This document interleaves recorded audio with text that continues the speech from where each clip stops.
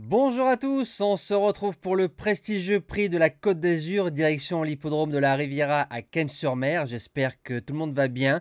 Comme d'habitude, vous le savez, on essaye de faire au moins 1000 likes, voire plus sur les vidéos. Pour le moment, depuis le début de l'année, on a fait tous les objectifs, donc j'espère que ça va continuer dans le bon sens. Je rappelle aussi que vous pouvez vous abonner à la chaîne YouTube, c'est gratuit. Et dès la mise en ligne de la vidéo, YouTube vous prévient automatiquement. On va retrouver les résultats de la journée de lundi 6 janvier. Dans le quintet, on est premier, quatrième, cinquième.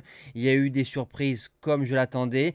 Course par course, moitié de réunion pas bonne. Donc la première partie pas bonne, la deuxième meilleure.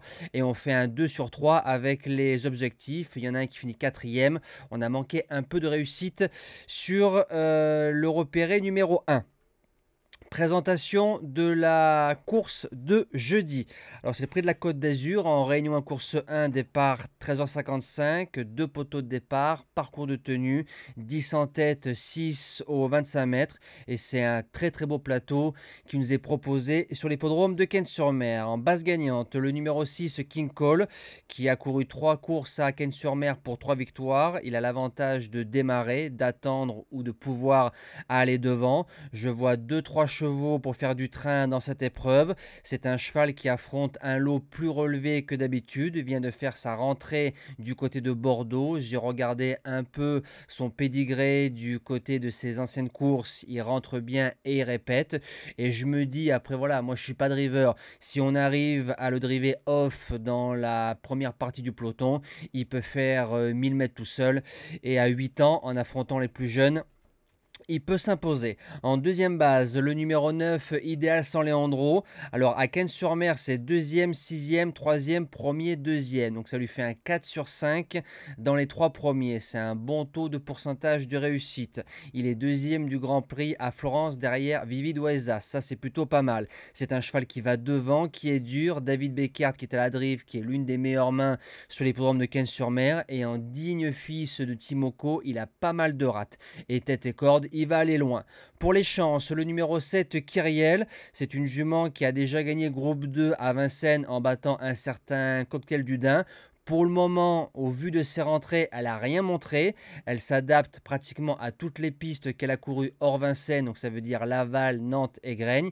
Elle arrive à Cannes-sur-Mer, tandem Rochard-Bijon qui marche plutôt bien. Attention. En quatrième position, le numéro 10, Gino Viva. Il sait lire et écrire, parcours de vitesse, parcours de tenue, il va à gauche, il va à droite. C'est forcément l'engagement visé parce que c'est le plus riche du premier poteau. Il peut démarrer, il est lutteur, mais avant coup, je le vois plus pour les places. En cinquième position, le numéro 15, Floréal, c'est le tenant du titre. Il a gagné cette épreuve-là l'année dernière, mais il partait au premier poteau. Cette année, il est au deuxième. Maintenant, il peut démarrer, il est dur. Et comme il adore la piste de Cannes-sur-Mer, je l'ai gardé dans mon quintet de tête. En sixième position, le numéro 5, Illusion Gepard.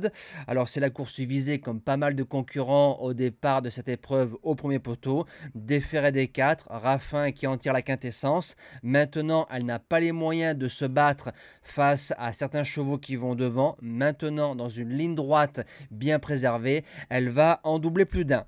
En septième position, le numéro 4, Coco BFC. Gagnant de groupe 1, donc je crois que c'est le seul dans ce cas-là au départ de cette épreuve.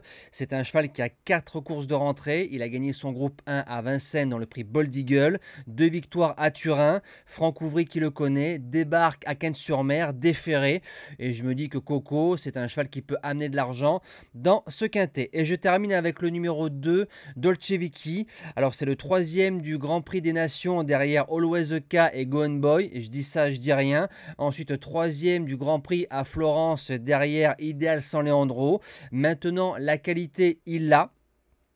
Aucune performance sur les parcours de tenue qu'il va découvrir. Il va découvrir Cagnes et je me dis que peut-être, pourquoi pas, on prépare un futur engagement à Cannes-sur-Mer sur un parcours de vitesse. Pourquoi pas la clôture du meeting style le critérium de vitesse. Voilà, parce que c'est un cheval qui a d'excellentes lignes. Voilà, mais bon, je me dis que s'il arrive à tenir la distance, il peut jouer une place de 4-5 dans ce quintet très ouvert mais très beau au papier. Voilà, nous on se dit à demain pour le quintet d'Auvillers. terminé. On retrouvera les galopeurs dans le prix du Volcan. Passez encore une belle semaine et que le meilleur gagne.